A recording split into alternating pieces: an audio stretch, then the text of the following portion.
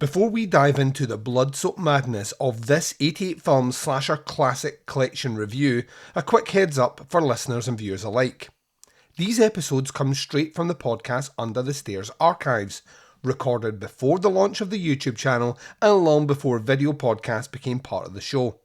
These reviews were originally crafted purely for audio. So if the production feels a little rougher around the edges or a little more stripped back than current episodes, that's because you're hearing the show in its earlier form, raw, passionate, and let's be honest, a little waffly at times. Whether you're revisiting these reviews or discovering them for the first time, please sit back and relax and enjoy this trip through the golden age of mass killers, inventive gore, and VH era nightmares.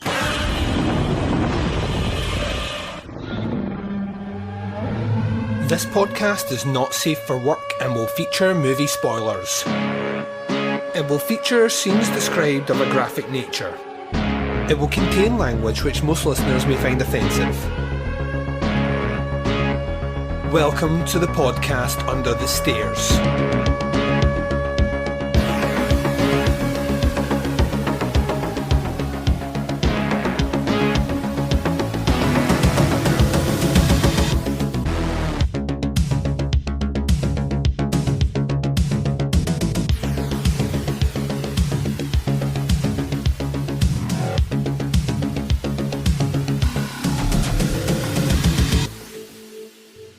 Hi everyone and welcome to the podcast Under the Stairs. This is your Sunday 88 Films Slasher Classic series of reviews. I'm your host Duncan.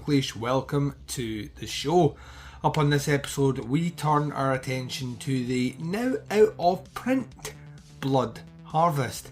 I'm kind of hoping that in between me recording this section here and the actual review, I work out why they had so little copies of this movie and why it went out of print so quickly. Suffice to say, I had to find a copy online to watch, but our good buddy Derek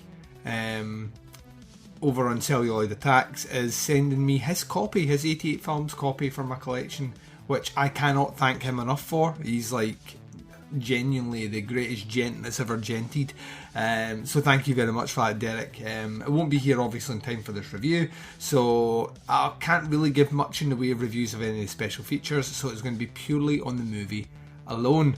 I'm kind of hoping now that none of the other movies beyond this point are out of print. Obviously Just Before Dawn is also out of print, so I have another copy from an American supplier of that movie, but I'm going to somewhere down the line hopefully pick up that 88 Films one pre-owned just to round out the collection. It makes sense to have all the numbers in there, but it doesn't look like they're having similar issues with some of the older ones. We'll get to that later on. This is your final episode of the week. We have had a ton of fun this week for sure. I've done so much recording, it's unbelievable. The reason I say that is that we are on the precipice of a very, very, very busy week and what will be an incredibly busy month. This week started off with the final movie review episode for the summer series. We looked at 2009. On Thursday we did the Movie Club, listener choice reviews for JD's Revenge. Yesterday I did a review of a brand new horror title coming to digital, on demand and limited theatres, Death of Me, and it's the 2nd of October I believe. And obviously today's your slasher classic review.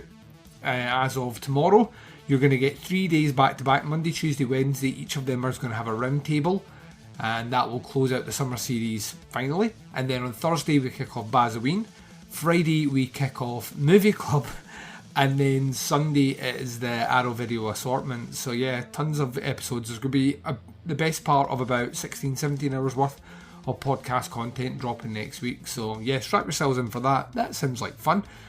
So yeah, that's you all caught up there on the Teapots Collective. Tomorrow you get Where to Begin with Giallo. Tuesday you get Opera Omnia. And then next week you get a little bit of Doing the Nasty, and then a week after that Chronicle, and that'll be the final episode in the series of Chronicle this year. So yeah, loads of stuff happening over there as well. So let's get into this, shall we? We're going to take a very short break just now. You're going to hear promos for shows that I love. You're going to hear the trailer for Blood Harvest from 1987. When we return, we're discussing that movie right after this. Want to learn more about horror directors? With a lighthearted look at 3 of their movies? Meet fearless podcaster Gore Blimey. I've been unsettled by bats in the past and startled by parrots, and I've even been known to jump at the odd cockatoo. Discover horror films that are classics, and others, too. There's a topless aerobics massacre, an exploding rock singer, cannibals, nude martial arts, a deep-fried prostitute... But it's not all silliness. You'll get proper movie breakdowns, opinion, and background information, too. Yep, in the 80s and 90s, Jeff Stryker was huge in gay porn. In every sense. So if you're a horror film fan, come and check out the Trilogy of Terror podcast at strangeanddeadly.com, or find it on Apple Podcasts, Stitcher, or on your podcatcher. One of those people that has a certain charisma and a certain style, and I'm just hoping one day he'll rub off on me. The Trilogy of Terror podcast, where we try 3 times harder to give you the willies.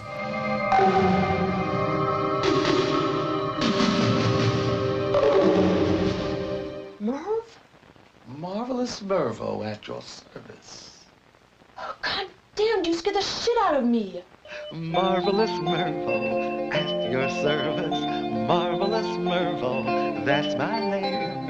And I'll do my best to entertain you with magic and laughter, 'cause that's my game. I can light up the sky each day at sunrise and darken the clouds when it's time to rain. That's some of the magic I have mastered. I'll show you the rest when you call my name. I wanna make the whole world laugh, even if the laugh's on me. Oh, I paint a smile upon my face, there for everyone to see.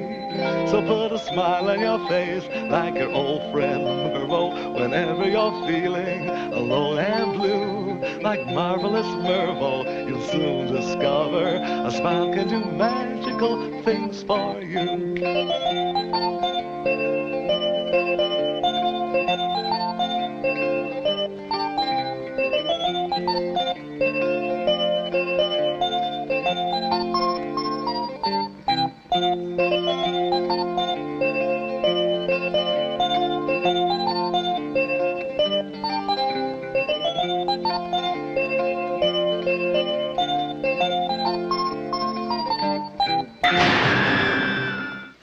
Oh, you're happy to see me.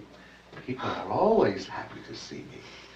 Marvelous Mervo at your service. And welcome back. So you've just heard a kind of ad hoc trailer that Vinegar Syndrome put together for the release of this. There doesn't appear to be a formal trailer for Blood Harvest on YouTube, which didn't sound shit.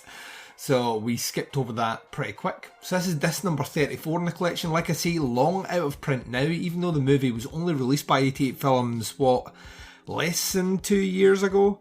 I think because it is considered a cult movie, I think it sold out pretty quick, which makes me wonder if 88 Films didn't necessarily have the confidence in it, and as a result it sold out too quickly, or maybe vice versa. Maybe it was just a case of we don't want to make many of these. It was released in a kind of limited edition slip cover version, and I would have thought if they were doing a run without that, they would have done that by now. So the fact that hasn't appeared makes me think it was maybe slow, kind of, not even slow, just maybe short rights windows to release it. So let me give you some information on this movie.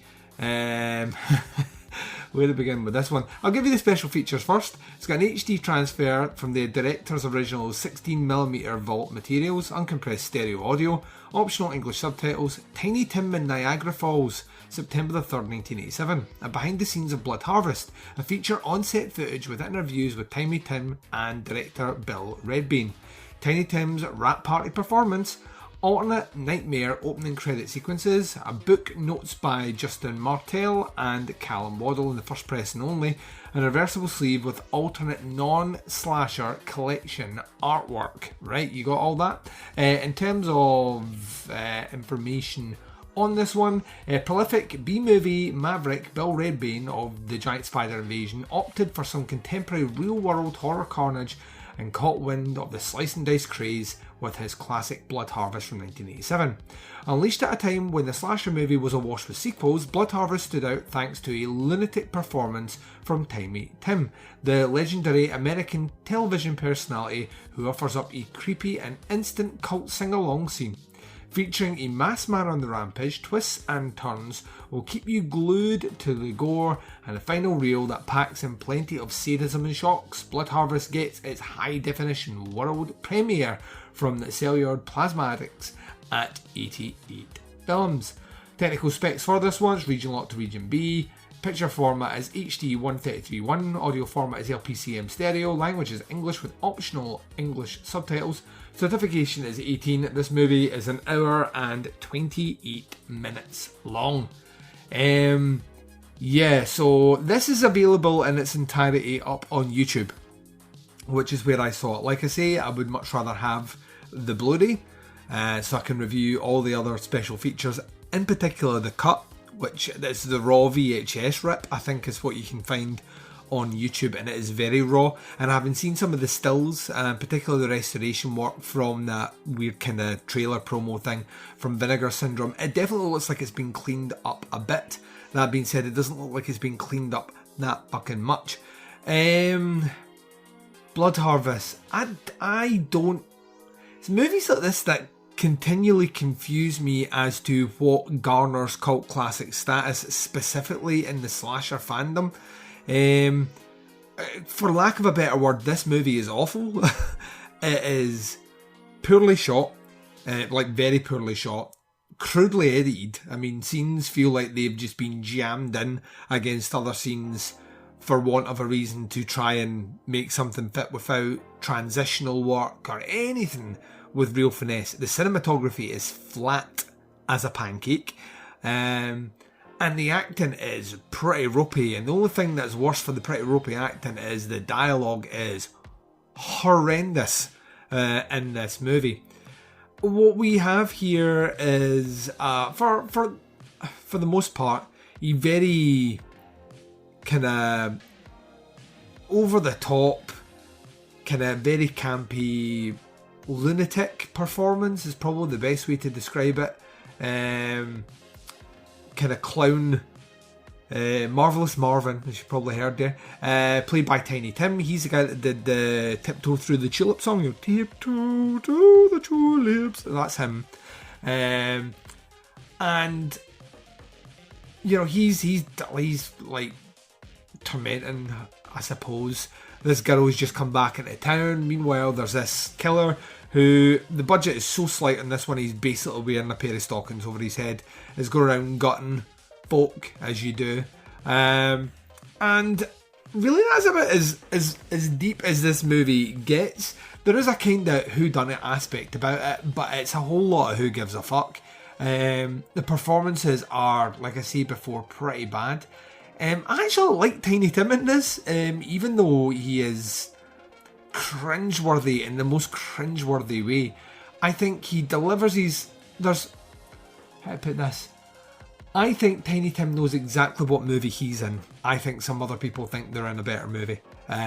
So he really, really, really camps it up and goes for it. There's a kind of sing-along song that lands. You heard it in the trailer, which is creepy and weird in the context of the movie for sure. It's pretty nasty. I mean, there's a lot of death. There's a lot of blood. Blood looks awful. The death sequences don't look much better, but they really kind of go for it with the gore and viscera. And it's one of these ones where I just don't... These movies beat me down, man. Honestly, they fucking... You get to the end of a week and you sit down and watch this and you're like, oh my god. I don't know what anyone thought they were making out of this. This is a 1987 movie as well, and it would not have surprised me if trauma had been attached to this. It kind of has that kind of trauma-esque feel to it, specifically in the way the characters are knowingly kind of acting in such a way where it feels like they're fully aware the camera's on them and their eye might be kind of looking at the camera every now and again instead of being in the scene. and delivering lines in a way which no human being should deliver lines, but to be honest, it's written in such a way that no human being should have to read these lines. The movie is really paint by numbers in a lot of respects to the kind of baseline slasher part, but there is an entertainment quality here. I can kind of partially see why people might get all culty about this one in the bad movie category. So this isn't like cult as in no one appreciated the hard work and craft that went into this movie when it was released, and now we will champion it out and it'll slowly find traction and all the rest.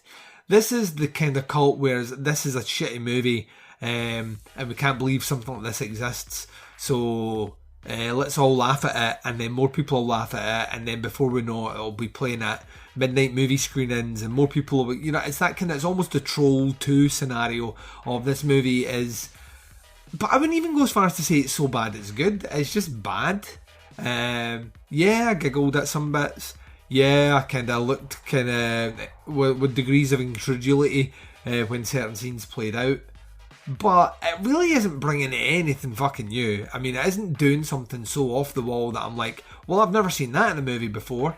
It just kind of just plods along, weirdly trying to make a competent slasher movie, and it can't really do that either. The score at times totally works. I love the idea, the kind of Marvelous Marvin sort of thing. It kind of fits the off-kilter feel of the movie overall, but the rest of it's fairly disposable. Like I say, you'll get through this movie and then I'll challenge you to remember 3 characters' names and you'll struggle. This is the epitome. Like, see, when I talk about slasher movies, I think the things that people remember about slasher movies, above the names, because you tend to find a lot of people forget the names, is what the killer looked like and a death in the movie. And Blood Harvest certainly has that. You will remember 2 or 3 deaths in this movie for sure, and you remember that Tiny Tim was a clown. That is literally it. Blood Harvest is such a fucking generic, non-fucking fitting name to this one that it just, it'll do. It's blood and it's harvest. Cool, right? That's our slasher movie. Slap a tag on it. Let's get out the door. Yeah, it's really not a good movie. This, like, I can't even see where the charm comes from overall, out with if I just want to sit and laugh at how poorly constructed a movie is. But then PCs is a poorly constructed movie, and it is 400 times the movie that Blood Harvest will ever be. And that's a movie where genuinely there is like people knowingly acting bad, and that where I feel that people in here were trying maybe a little bit, but just weren't aware that they weren't in a good movie. This is a skippable one. I mean, Derek's sending it over to me. Thank you very much, Derek. I can't thank you enough for that. And it'll go in to round out the collection, but I mean, I don't know if I'll probably, the sad thing is I will watch it to see how the print looks. But with all the will in the world and the best transfer of this movie, it's still a bad movie. It's like a bad movie. And all the kind of pomp and circumstance 88 films can generate, I'm surprised they can muster up the energy sometimes to write such twaddle in their blurbs. I mean, sometimes it's on the money, and like I've said many times over, the Italian collection is a collection that rewards many times over. And I know the Asian collection is getting great write-ups, and they've really pushed out the boat for what they're getting here. But the slasher collection, it really does feel like all the really big and better name titles have been snapped up by other labels. So what we're doing here is just grabbing anything we can get our hands on and pretending it's a better movie than it is. And this one isn't.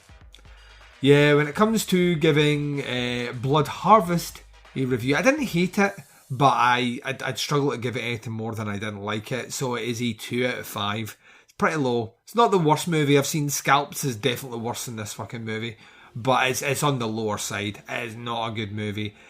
Maybe for a novelty kish factor you'd watch it once, but you would probably never watch it again. 2 out of 5 for Blood Harvest.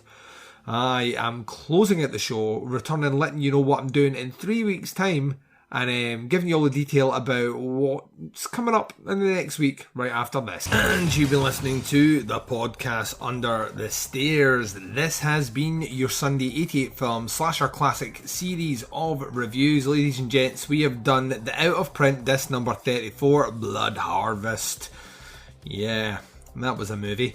I am very excited about where we're going in 3 weeks' time, because FYI, I dig this movie a lot. So much so that I have both the 88 Films copy as well as Arrow's US release of it, which I might watch both just so I can compare them. The movie that is disc number 35 is Alice, Sweet Alice. And let's give you some information on that from the 88 Films website. It says, when 10-year-old Karen, played by Brooke Shields in her first screen performance, is killed in church on the occasion of her first communion, her seemingly innocent older sister Alice, played by Paula Shepherd, becomes the prime suspect. Matters become complicated as more of Alice's family members are attacked, along with the residents of her apartment building. Can a 12-year-old girl be capable of such mayhem? Or is someone else with a vicious plan destroying her family? The movie stars Linda Miller, Paula Shepherd, Mildred Clinton, Tom Siglione, and was introducing Brooke Shields. It's directed by Alfred Soul. The features for this one is Region Unlocked, which makes me wonder how Arrow released it. It has a new 2018 2K scanner restoration from Positive Elements, restored LPCM original mono audio, optional English subtitles, audio commentary by director Alfred Soul and editor Edward Sellier, original trailer, communion TV spot, poster and home video artwork gallery, the restoration comparison, and reversible sleeve. Technical specs, Region Unlocked. The picture format is HD 1080p 185.1, audio format is LPCM dual mono, language is English, certification 18. This one is slightly longer run time. Full show is 1 hour and 47 minutes. So yeah, very excited about this one. I really like Alice, Sweet Alice. It has been a little bit of time since I watched it, so I'm looking forward to sitting down and going back through it. It does have a little hint of the, wait for it, giallo about it, so that will make me very happy when we get to it. There is a multitude of places you can check out podcasts Under the Stairs. Wherever you're listening to us right now, hit subscribe. That way you never miss anything that I put out. If you subscribe to the Teapots Collective as well, you're covering all the bases, getting everything I record and release on all the shows that I do. You can visit our website by going to teapotscast.com. You can go to the merch page, which is teapotscast.bigcartel.com. And you can check us out on Facebook, facebook.com/groups/teapotscast for the podcast Under the Stairs. For the Teapots Collective, it's facebook.com/teapotscast. You reach out and touch myself and the Baz on the twin prongs of social media sexiness. Instagram and Twitter both can be followed at TeapotsCast. The podcast Under the Stairs will return to you tomorrow with the first of 3 roundtable episodes coming back to back Monday, Tuesday and Wednesday. Kicking off with an absolute banger tomorrow with a great group of guests as we relive the summer series and let you know the official list of movies and their scoring from the summer series. But until then, wherever you are, what the time zone is and whatever you're up to in this big bad world of ours, please take care of yourselves out there. This is Duncan McLeish broadcasting live from Under the Stairs and I am signing off.